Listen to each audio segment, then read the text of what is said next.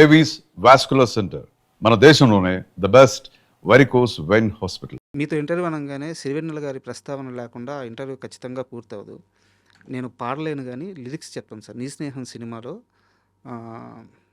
సిరులు అన్ని నీ వెంట పెట్టుకొని ఏ హరుని ఇంట అడుగు పెట్టునో ఈ కుందనాల బొమ్మ అని చెప్పేసి అంటే ఈమె ఆల్రెడీ మహాలక్ష్మి. ఈమె చెయ్యి పట్టుకునే జాతకం ఏ వరుడికి రాసి పెట్టుందో ఆ 2-3 లైన్లు ఉంటాయి సార్. నాకు పాడడం రావట్లేదు కానీ అదే సిరుల రాణిని చేయపట్టి వరుణి జాతకం అది ఒక్కసారి పాడతారు. అది సాహిత్యం పట్టు అది ఫీమేల్ సోలో కదా. నేను సాహిత్యం చాలా ఇష్టం సార్ 4 లైన్లు నాకు. దానిలోనే ఇంకొక చిన్న ఇన్సర్ట్ లైన్ ఒకటి ఉంటుంది ఆ పాటలోనే. అది సినిమా షూటింగ్ అయిన తర్వాత ఆ ఇన్సర్ట్ లైన్ పెట్టాం మేము సార్. ఇది రీ రికార్డింగ్ చేస్తున్నప్పుడు ఒక సైలెన్స్ బిట్ ఒకటి ఉంటుంది.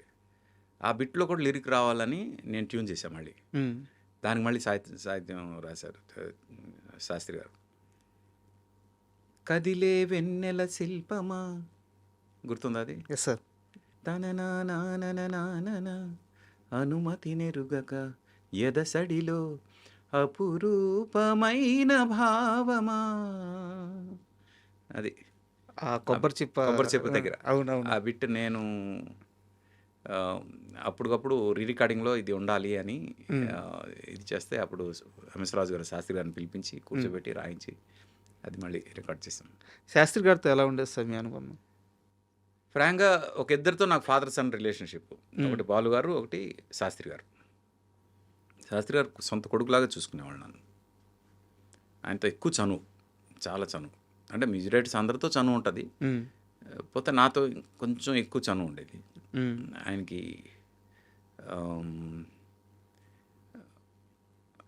అంటే ఆయన స్మోక్ చేస్తూ రాసేవాళ్ళు అనమాట. నాకు అసలు స్మోకు డ్రింక్ అలవాట్లు లేవు. అందుకు నేను గురుగారు మీరు మానేయాలి ఇది అని పట్టుపట్టేవాడిని నేను.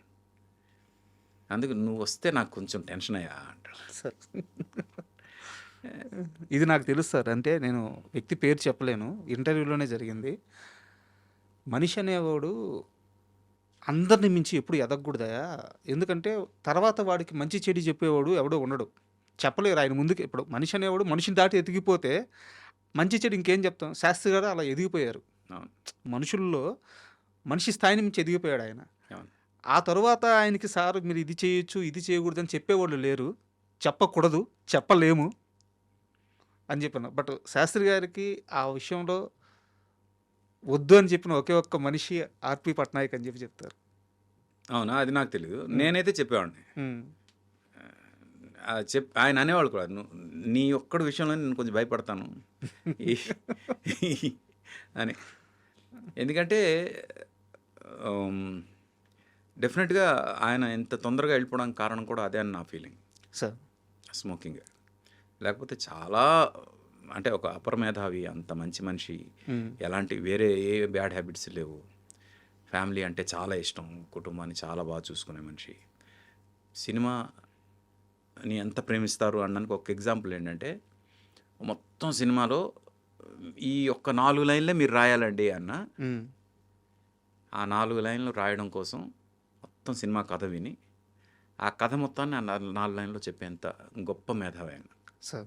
మిగతా పాటలన్నీ ఎవరైనా రాసి ఉండొచ్చు కాక, ఏమైనా చేసి ఉండొచ్చు కాక, కానీ ఆ 4 లైన్లు ఆయన ఏదైతే చెప్తారో అదే మొత్తం సినిమా ఉంటుంది. అంత గొప్ప సాహిత్యం అయింది. సింపుల్ ఎగ్జాంపుల్ అంటే ఇప్పుడు మీకు మనసంతా నోవెల్లో కిటకిట తలుపులు తెరిచిన కనులకు పాట ఉంది. కంటతడి నాడు నేడు చెంప తడిమిందే చూడు, చెమ్మలో ఏదో తేడా కనిపించలేదా. అంటే తను లేనప్పుడు నువ్వు ఏడ్చావు, తను ఇప్పుడు దొరికాడు, ఇప్పుడు ఆనంద భాష్పాలు వస్తున్నాయి. చెంపతడే రెండిటికి కంటతడి వచ్చింది, రెండు చెంప తడిమింది. ఆ చెమ్మలో తేడా కనిపిస్తుందా? అంత డీప్గా ఎవరు ఆలోచిస్తారు? కథ ఉంది కదా సార్ మొత్తం. అలాగే 3 మాటల్లో కథ మొత్తం ఉంది. అలాగే సంతోషంలో పేరులో ప్రణయమా తీరులో ప్రళయమా అన్నాడు.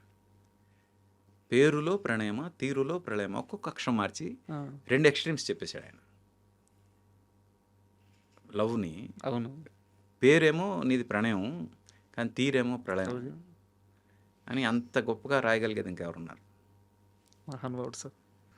అంటే ఇంకా ఆయన మా సీన్ అన్నట్టు, త్రివిక్రమ్ అన్నట్టు అసలు ఆయన ఇండస్ట్రీకి ఆయన ఆయన ఆయన ఇంకా ఆయన మేధావితనాన్ని ఇంకా వాడుకోలేకపోయిందేమో ఇండస్ట్రీ. హ్మ్. అంత నాలెడ్జ్ ఉంది ఆయనకి అని నా ఫీలింగ్.